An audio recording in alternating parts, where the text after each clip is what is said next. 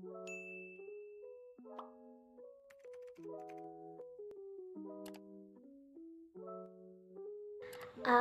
Pengertian dan tokoh-tokoh teori belajar konstruktivisme.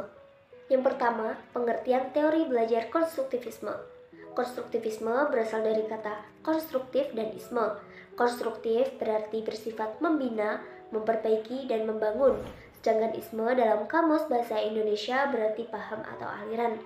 Konstruktivisme merupakan aliran filsafat pengetahuan yang menekankan bahwa pengetahuan kita merupakan hasil konstruksi kita sendiri. Pandangan konstruktivis dalam pembelajaran mengatakan bahwa anak-anak diberi kesempatan untuk menggunakan strateginya sendiri dalam belajar secara sadar, sedangkan guru yang membimbing siswa ke tingkat pengetahuan yang lebih tinggi. Jadi, pengertian dari belajar konstruktivisme merupakan pendekatan belajar yang menyempurnakan dari teori belajar behavioristik dan kognitif. Pendekatan ini bertujuan untuk meningkatkan pemahaman siswa karena dalam teori belajar konstruktivisme menekankan pada keterlibatan siswa dalam menghadapi masalah-masalah yang terjadi. Yang kedua, tokoh-tokoh teori belajar konstruktivisme. A. Jean Piaget. Konstruktivisme menurut Piaget adalah sistem penjelasan tentang bagaimana siswa sebagai individu beradaptasi dan memperbaiki pengetahuan, di mana proses adaptasi tersebut memiliki dua bentuk dan terjadinya secara simultan, yaitu asimilasi dan akomodasi. Asimilasi adalah penyerapan informasi baru dalam pikiran, sedangkan akomodasi merupakan menyusun kembali struktur pikiran karena adanya informasi baru, sehingga informasi tersebut memiliki tempat. B. John Dewey. Perspektif John Dewey mengenai hakikat pendidikan merupakan suatu proses penggalian dan pengolahan pengalaman secara terus-menerus. Dengan kata lain, pendidikan haruslah membimbing subjek didik untuk menafsirkan dan memaknai rangkaian pengalamannya sedemikian rupa, sehingga ia terus bertumbuh dan diperkaya oleh pengalaman tersebut. C. Lev Vygotsky. Konstruktivisme sosial yang dikembangkan oleh Vygotsky menekankan pada assisted discovery learning. Ini berarti bahwa belajar bagi anak dilakukan dalam interaksi dengan lingkungan sosial maupun fisik. Inti konstruktivis Vygotsky adalah interaksi antara aspek internal dan eksternal yang penekanannya pada lingkungan sosial dan belajar. D. Brenner. Brenner menyatakan bahwa belajar adalah proses sosial di mana siswa membangun konsep dan pengetahuan baru berdasarkan pengetahuan mereka saat ini. Brenner menekankan peran struktur kognitif untuk memberikan makna dan pengorganisasian pengalaman dan menyarankan siswa untuk melampaui batas-batas informasi yang diberikan. Baginya, kemandirian belajar adalah inti dari pendidikan yang efektif, dan ia berpendapat bahwa kemandirian ini dapat ditingkatkan ketika para siswa mencoba menemukan prinsip-prinsip baru mereka sendiri. Pembahasan kita yang ketiga adalah pandangan teori konstruktivisme tentang proses belajar. Menurut teori ini, satu prinsip yang mendasar adalah guru tidak hanya memberikan pengetahuan kepada siswa, namun siswa juga harus berperan aktif membangun sendiri pengetahuan di dalam memorinya. Dalam hal ini, guru dapat memberikan kemudahan untuk proses ini dengan memberi kesempatan kepada siswa untuk menemukan atau menerapkan ide-ide mereka sendiri, dan mengajar siswa menjadi sabar, sadar, dan secara sadar menggunakan strategi mereka sendiri untuk belajar. Selanjutnya, prinsip-prinsip belajar menurut pandangan teori konstruktivisme. Prinsip-prinsip teori belajar menurut pandangan teori konstruktivisme yang diterapkan dalam proses belajar mengajar adalah 1. Pengetahuan dapat dibangun oleh peserta didiknya sendiri.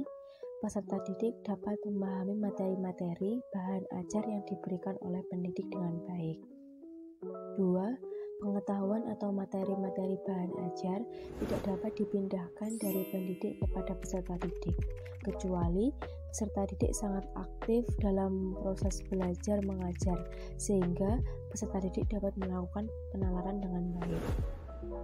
3. Peserta didik harus memiliki keaktifan dalam mengkonstruksi secara terus-menerus, sehingga terjadi perubahan dalam konsep-konsep ilmiah.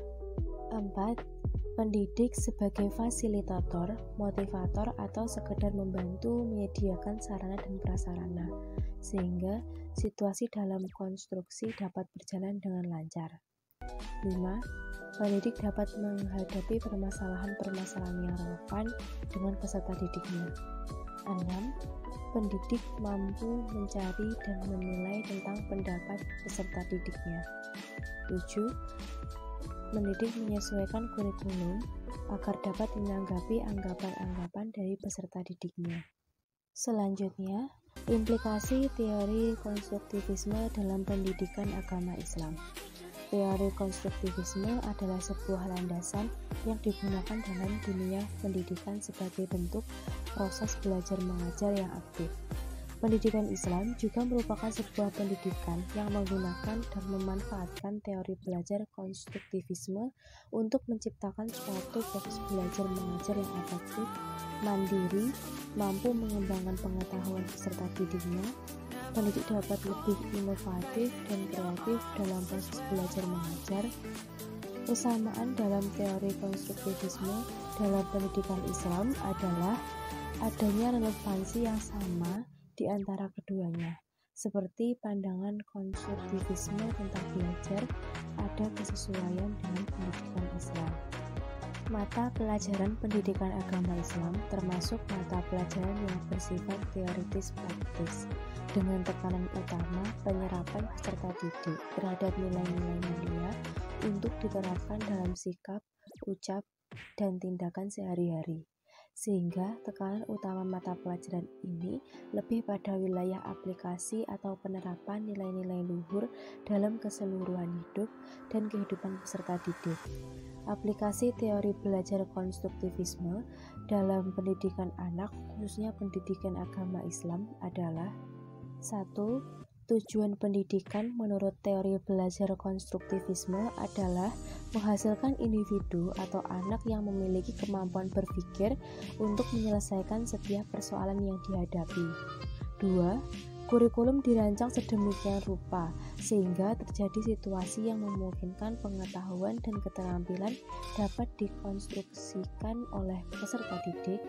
Latihan memecahkan masalah selain itu seringkali dilakukan melalui belajar kelompok dengan menganalisis masalah dalam kehidupan sehari-hari. 3. Peserta didik diharapkan selalu aktif dan dapat menemukan cara belajar yang sesuai bagi dirinya.